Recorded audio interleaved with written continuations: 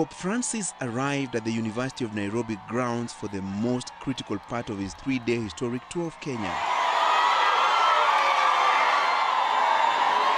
Celebrating his first Mass in Africa since his elevation to head the Catholic Church in 2013.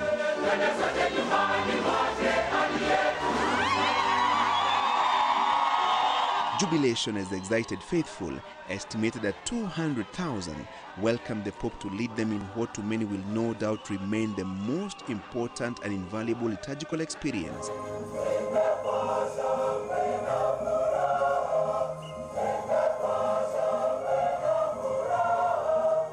The Mass was planned to the minute, lasting exactly 120 minutes, with focus strictly being on the Eucharistic celebration and the message of the Pope to Kenyans and their leaders.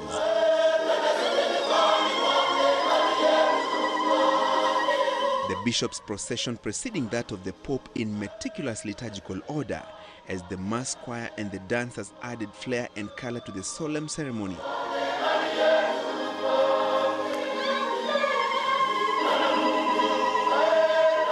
The Mass was conducted in English and Latin, the official language of the Catholic Church. The Pope in his homily delivered in Italian and translated to English by a papal assistant, focusing largely on the role of the family in the society. Ci invita a guardare alle nostre famiglie. Kenyan society has long been blessed with strong family life, a deep respect for the wisdom of the elderly and love for children. The health of any society depends on the health of its families. The Holy Father calling for peaceful coexistence among all Kenyans, their gender, religious, social or economic differences notwithstanding.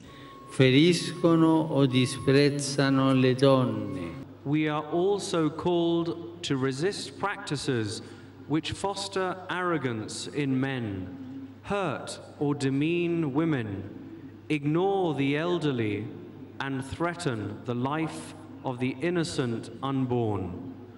We are called to respect and encourage one another and to reach out to all those in need.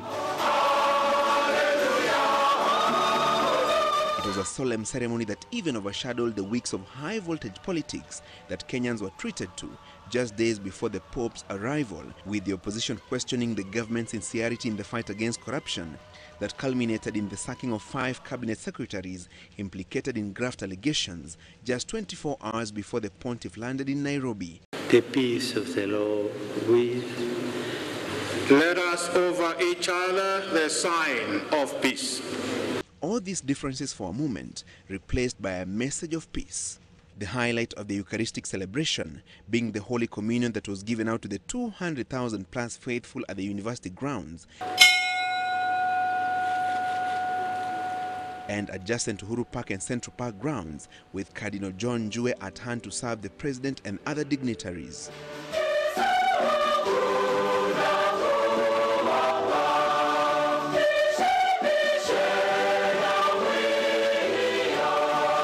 With the country's political leadership feeding from one divine source, hopefully a message of the task ahead in uniting Kenyans and disengaging from divisive utterances and stances. Ultimately, it was a moment of blessings for those who thronged the university grounds from far and wide, and all Kenyans of goodwill. Mungu awabariki. Mungu abariki Kenya.